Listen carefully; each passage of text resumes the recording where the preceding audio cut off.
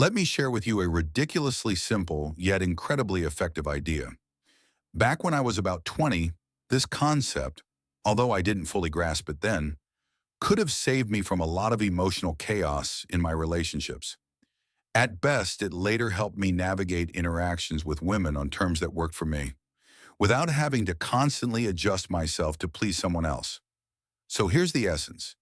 Imagine a man and a woman meet. Everything seems promising at first. It's neat, pleasant.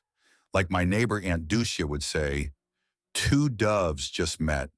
They're flirting, growing closer, sharing warmth. It all feels like a fairy tale. Love, unity, building a life together. But things aren't always that bright. Soon, typically within 2, 3, maybe 4 weeks, something changes. If there isn't a clear leader in the relationship, a power struggle inevitably begins. This happens often when the man doesn't take the lead from the start, or worse, when he walks in treating her like some kind of goddess.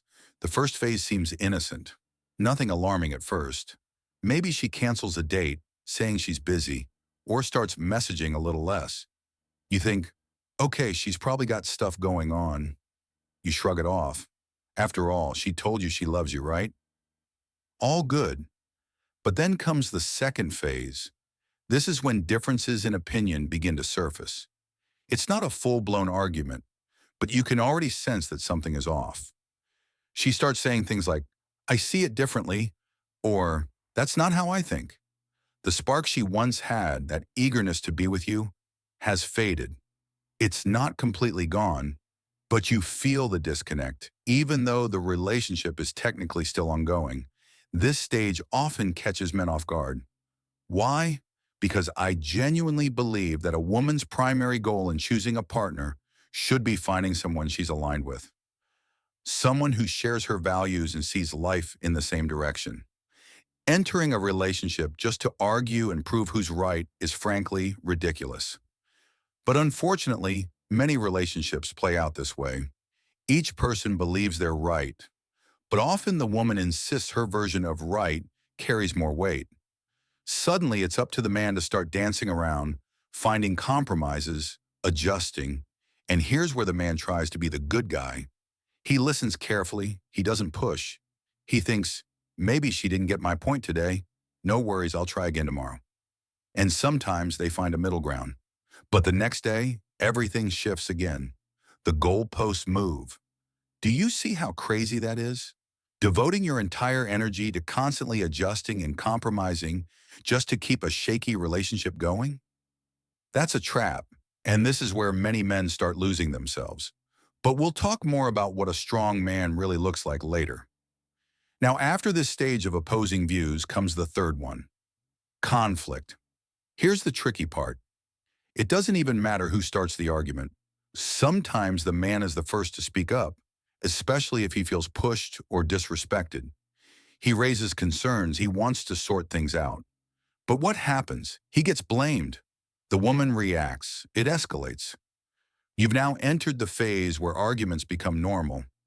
At first, the man thinks it's fine. They argue, then they make up.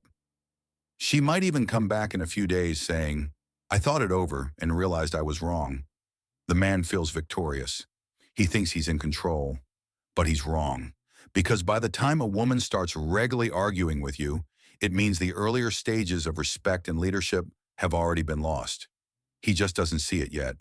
He's convinced he's won the battle, while a war for stability has already been lost. The man feels like he's on top of the world. He thinks he's proven his point, that he's won in this situation. But what he doesn't realize is that the very fact a woman is regularly arguing with him means he's already skipped or completely ruined several critical stages in the relationship. He's already lost important ground. He just doesn't see it. He's too caught up in the false sense of victory, telling himself, I knew it. I'm the dominant one. I'm the man. Unfortunately, that's far from the truth. Sometimes conflicts seem to resolve themselves. The couple argues, then makes up. Everything appears fine.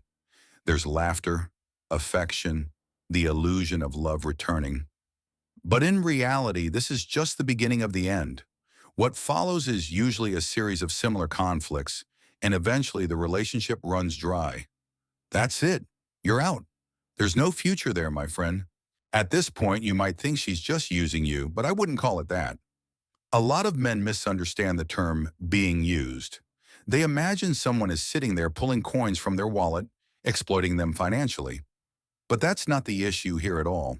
What's really happening is this. The woman knows without a doubt that she doesn't want to be with this man. She's certain. She's just staying around for a lack of better options. It's not about money or manipulation. It's about emotional detachment. She doesn't want to be with this kind of man, and she won't be as soon as another path opens up. Now let me be clear. I'm not judging her. If the man is weak, uncertain, unable to take the lead in life or make decisions, I actually understand why a woman wouldn't want to build a future with him. He's unpredictable, can't plan ahead, and has a childish attitude toward relationships. I wouldn't recommend any woman stay with a man like that. So in this situation, there's no clear villain. There's no right or wrong side. It's mutual chaos. Both are contributing to the dysfunction. And in the end, what remains is a relationship that has become one-sided. The dynamic shifts. It may not be said out loud, but the unspoken message becomes, you want this relationship, but she no longer does. They might still be together, technically. They might still say things like, I feel something, or we have something real, but deep down she's not emotionally invested.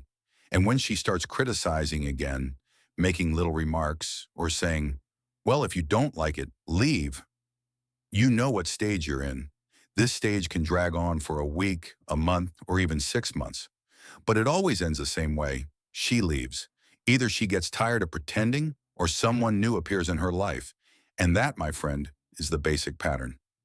Now let me share a detail that really struck me, and it's something I realized clearly at 20 years old. In this dynamic, the person who's considered in the wrong is almost always the one who dares to push back against the erosion of boundaries. Let's imagine a scenario. A woman decides to post a questionable photo on Instagram. The man sees it and feels uncomfortable. He doesn't like the attention it might attract from other men. He brings it up. And what's the usual response? She brushes it off. It's just a normal picture. What's the big deal? If her friends get involved, they'll call the guy insecure. If her parents chime in, they'll likely avoid taking sides and say something neutral like, just don't fight, okay? But what does don't fight really mean? It means let her post whatever she wants and you just smile and pretend it's fine, even when it's not. So he does. He swallows his discomfort, pretends he's okay with it, and suddenly he's the problem. Because popular psychology today will frame him as emotionally unstable, too controlling, not supportive enough. I don't know. Maybe it's just a childish way of seeing things. But all right, let's talk about the parents.